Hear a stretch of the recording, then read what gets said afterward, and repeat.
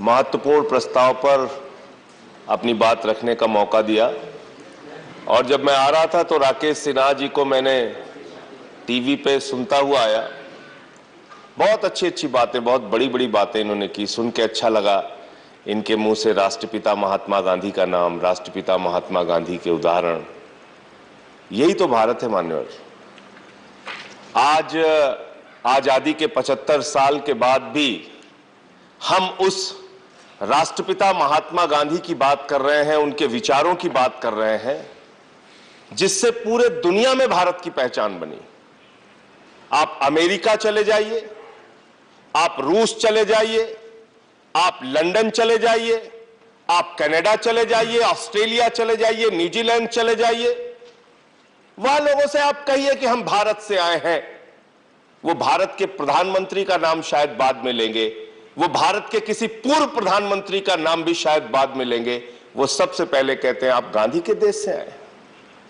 गांधी जिसका मतलब अहिंसा, गांधी जिसका मतलब एकता, गांधी जिसका मतलब भाईचारा, गांधी जिसका मतलब प्रेम, गांधी जिसका मतलब सामंजस्य से समाज को लेकर आगे चलना, उस गांधी से पूरी दुनिया में हमारी पहचान बनी मान्यवर। और आज इतिहास के तथ्यों की पड़ताल अगर हो रही है तो मैं आपसे कहना चाहता हूं मान्यवर, आजादी के आंदोलन में बहुत से लोगों ने राष्ट्रपिता महात्मा गांधी का साथ दिया, बहुत से लोगों ने नहीं दिया।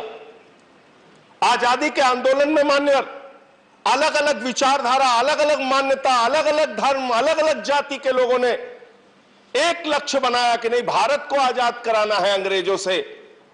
और उस एक उद्देश्य को लेकर भारत माता की आजादी के लिए सभी अलग अलग मान्यताओं, धर्मों, जातियों के लोगों ने आजादी के आंदोलन में, बापू के नेतृत्व में देश की आजादी के आंदोलन में हिस्सा लिया मान्यवर, और देश को आजाद कराया।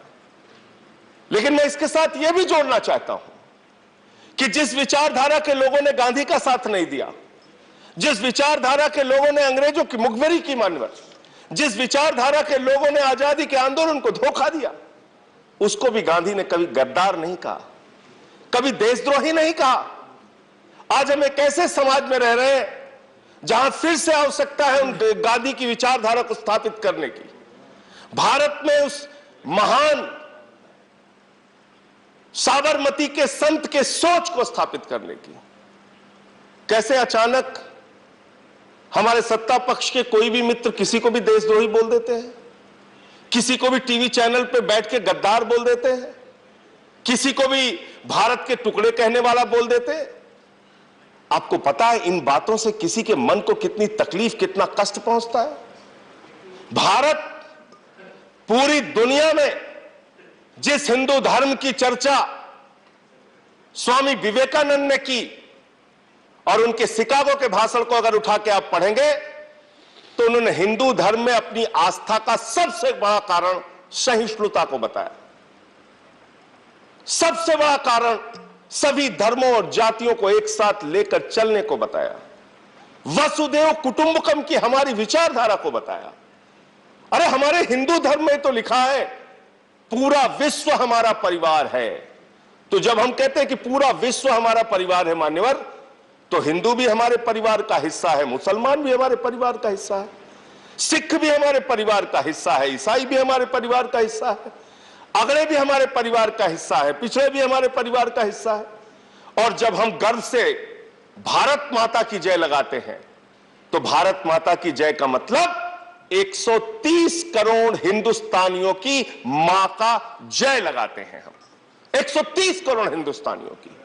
लेकिन मुझे अफसोस होता है, मुझे बहुत पीड़ा होती है, मुझे बहुत तकलीफ होती है जब भारत माता की जय लगाकर हम किसी जाति के खिलाफ नफरत फैलाने का काम करते हैं, जब भारत माता की जय लगाकर हम किसी धर्म के खिलाफ नफरत फैलाने की बात करते हैं। भारत माता की जय का मतलब है 130 करोड़ हिंदुस्तानियों की जय, और 130 करोड़ हिंदुस्तानियों की जय का मतलब है तमिलनाडु वाले का भी जय, केरला वाले का भी जय, आसाम वाले का भी जय, उड़ीसा वाले का भी जय, बंगाल वाले का भी जय, यूपी वाले का भी जय, बिहार वाले का भी जय, पंजाब वाले का भी जय, पूरे हिंदुस्तान की जय। ये सोच अपने अंदर विकसित कीजिए। आप प्रस्ताव लेके आए राकेश सिन्हा जी, मुझे बड़ी प्रसन्नता हुई आज इतने गंभीर विषय पे इस सदन में चर्चा हो रही है। हम लोग डॉक्टर लोहिया को मानने वाले लोग हैं, समाजवादी आंदोलन से निकले हुए लोग हैं। रघु ठाकुर जी के साथ हमने काम किया लंबे समय तक। आदरणीय रघु ठाकुर जी ने हमेशा यही सिखाया, लोहिया के विचारों से हम लोगों को हमेशा शिक्षित करने का, प्रशिक्षित करने का काम किया। और वो बताते थे कि किस तरह से किसी धर्म विशेष में आस्था न होने के बावजूद वो कोई हिंदू धर्म की मान्यताओं को मानते हो, पूजा करते हो, अर्चना करते हो, ना करते हो, लेकिन वो डॉक्टर राम मनोहर लोहिया रामायण मेला का आयोजन करते थे, जिसमें रामायण की अच्छी बातों का, अच्छे संदेशों का लोगों के बीच में प्रचार प्रसार हो और अपने जीवन में कैसे बदलाव हो। अगर हम रामचरितमानस की चर्चा करते हैं मान्यवर, उसकी एक लाइन पे अगर हम अपना पूरा जीवन बिता दें, रामचरितमानस की सारी लाइनों को आप पढ़े ना पढ़े, उसके विस्तार में जाए ना जाए, सिर्फ एक लाइन पे अगर अपना पूरा जीवन हम बिता दें तो हम समझते हैं कि हमारा जीवन धन्य हो जाएगा। सब नर करहि परस्पर प्रीति, आपस में प्यार से हम रहें, यह हमारा रामचरितमानस संदेश देता है। हमारा हिंदू धर्म वसुदेव कुटुंबकम की बात करता है। लेकिन आजादी के 75 साल के बाद हम कहां खड़े हैं? आजादी के 75 साल के बाद हम किसी के कपड़े पर सवाल उठाते हैं, हम किसी की भाषा पे सवाल उठाते हैं, हम किसी की जाति पे सवाल उठाते हैं, हम किसी के धर्म पर सवाल उठाते हैं। क्या ऐसे भारत आगे बढ़ सकता है मान्यवर? क्या ऐसे इस देश का विकास हो सकता है? क्या ऐसे वसुदेव कुटुंबकम की विचारधारा पूरी दुनिया में फैल सकती है? नहीं। और इसलिए अगर हम गौतम बुद्ध को मानते हैं, अगर हम राष्ट्रपिता महात्मा गांधी को मानते हैं, अगर हम हिंदू धर्म को मानते हैं, तो सबसे पहली प्राथमिकता, मैं सत्ता पक्ष में बैठे हुए लोग हों या विपक्ष में बैठे हुए लोग हों, हमारे आपस में कितने भी मतभेद हों, हो सकता है राकेश सिन्हा जी से हमारे वैचारिक मतभेद हों, हो सकता है भारतीय जनता पार्टी से हमारे वैचारिक मतभेद हों, लेकिन भारत की जो संस्कृति है, भारत की जो सभ्यता है, भारत की विविधता में एकता, भारत की विशेषता, जो ये पहचान है, इस पहचान को कभी भी हम मिटने नहीं देंगे। आज इस प्रस्ताव के माध्यम से इस बात का संकल्प हमारी सारी राजनीतिक पार्टियों को इस सदन के अंदर लेना चाहिए माननीय। इस प्रस्ताव को आज पास करते हुए यह संकल्प अपने मन में लेना चाहिए, ईमानदारी से लेना चाहिए। और अगर हम लोकतंत्र की बात करते हैं मान्यवर, तो हमारा लोकतंत्र क्या है? अलग अलग दलों के लोग चुन के आते हैं, अलग अलग राज्यों से चुनकर लोग आते हैं, अलग अलग भाषाओं को मानने वाले लोग चुनकर आते हैं। लोकतंत्र भी तो यही कहता है, मत भिन्नता हो, आपस में आपके वैचारिक विरोध हो, अलग अलग मुद्दों पर आपकी अलग अलग राय हो, लेकिन बावजूद इसके देश के हित में, राष्ट्र के हित में हम सब एक साथ मिलकर काम करें। यह सदन इस बात का प्रतिनिधित्व करता है। भारत की संस्कृति का प्रतिनिधित्व यह सदन करता है मान्यवर। भारत की संस्कृति का, भारत की सभ्यता का, भारत की भाषा का, भारत की पहचान का, राष्ट्रपिता महात्मा गांधी के संदेश का प्रतिनिधित्व यह सदन करता है। जहां अलग अलग राज्यों से, अलग अलग भाषाओं के, अलग अलग जातियों के, अलग अलग धर्मों के लोग मिलकर चुनकर आते हैं और यहां पर देश के हित में जो योजनाएं बनाते हैं, तमाम मत भिन्नताओं के बावजूद एक साथ मिलकर काम करते हैं। यही भारत का लोकतंत्र है। तो जब हम कहते हैं विविधता में एकता, भारत की विशेषता, तो मैं राकेश सिन्हा जी से पूछना चाहता हूं कि हम इस विशेषता को खत्म करने पे क्यों तुले हुए हैं? क्यों हम आ जाए इस विशेषता को समाप्त करने के लिए?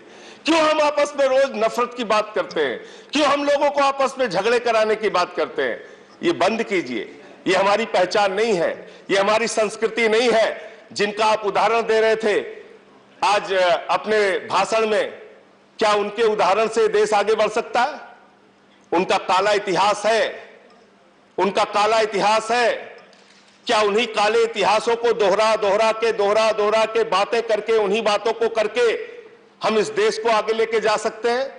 एक नए भारत की कल्पना जब करते हैं आप, जब आप श्रेष्ठ भारत बनाने की बात करते हैं, तो आप भारत आज की परिस्थितियों में कैसे आगे बढ़ सकता है, इसकी चर्चा करनी चाहिए।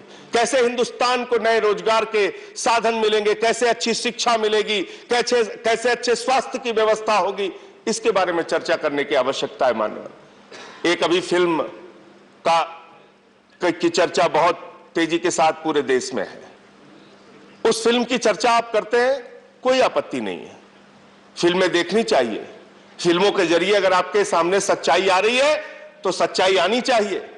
अपने प्रस्ताव में मैं तो मांग कर रहा हूं आज इस सरकार से कि वो जो फिल्म कश्मीर फाइल्स है, उस फिल्म को YouTube के जरिए पूरे हिंदुस्तान में फ्री कीजिए। पूरे देश का एक एक नागरिक उस फिल्म को देखे। दूरदर्शन पर उस फिल्म को दिखाइए, 2-2, 3-3 बार दिखाइए।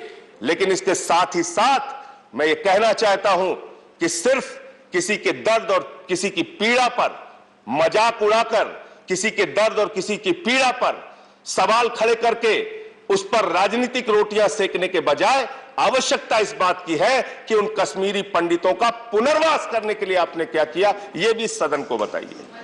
89 में आपको शायद याद होगा, नहीं याद होगा, लेकिन जब कश्मीरी पंडितों को निर्ममता के साथ पीट पीट के वहां से बाहर किया गया मान्यवर, उस समय हमारी भारतीय जनता पार्टी सरकार में थी। मान्यवर सरकार में थी, ये लोग सत्ता में थे, ये सत्ता के भागीदारी थे। वीपी सिंह जी प्रधानमंत्री थे और कश्मीरी पंडितों को जब मार मार के भगाया जा रहा था, आप सत्ता के साथ बैठे हुए थे, खामोश थे। ये इतिहास कभी भूल नहीं सकता। आप ये भी नहीं भूल सकता इतिहास कि आपकी पार्टी के नेता और आपकी पार्टी के जगमोहन जी, जो बाद में केंद्रीय मंत्री हुए, वो वहां के राज्यपाल थे। उनके राज्यपाल रहते हुए कश्मीरी पंडितों को वहां से मार मार के भगाया गया। और यह भी इतिहास कभी नहीं भूल सकता। इसी सदन में आम आदमी पार्टी की ओर से मैंने मामला उठाया था कश्मीरी पंडितों के पुनर्वास की।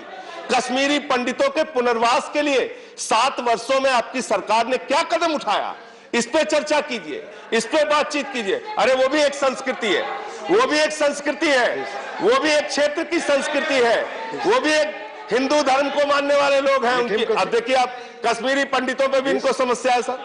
कश्मीरी पंडितों का पुनर्वास भी नहीं करना चाहते सर। यहाँ दूसरे विषय भी आए प्रस्ताव पे, ये कश्मीरी पंडितों को भी नहीं बसाना चाहते सर। मैं तो पुनर्वास की बात कर रहा हूँ, मैं तो कश्मीरी पंडितों के पुनर्वास बोलना चाहते हैं। आप उन्हें समय दे रहे हैं, उस पर भी आपत्ति कर रहे हैं। आपने जो नहीं करना चाहते, आपसे कुछ नहीं हुआ, ये अलग बात है, लेकिन सुन तो लीजिए, हमारी पीड़ा तो सुन लीजिए। कश्मीरी पंडितों के लिए आपने कुछ नहीं किया, मैंने मान लिया, सुन तो लीजिए हमारी पीड़ा। आपने कुछ देखे, कश्मीरी पंडितों पे भी समस्या सर। कश्मीरी पंडितों की पीड़ा नहीं सुनना चाहते। मैं खत्म कर रहा हूं सर, मैं समाप्त कर रहा हूं, मैं सर ये कह रहा हूं, एक प्रस्ताव सदन में पास कीजिए। ये बहुत चर्चा का विषय है इस समय। सारे सांसद, मैं तैयार हूं 5-5 करोड़ की अपनी निधि, 1 साल की पूरी निधि कश्मीरी पंडितों के पुनर्वास के लिए दीजिए। मैं तैयार हूं, आम आदमी पार्टी की ओर से ये प्रस्ताव ला रहा हूं आपके बीच में। ठीक, बहुत बहुत धन्यवाद। क्या माननीय राकेश जी।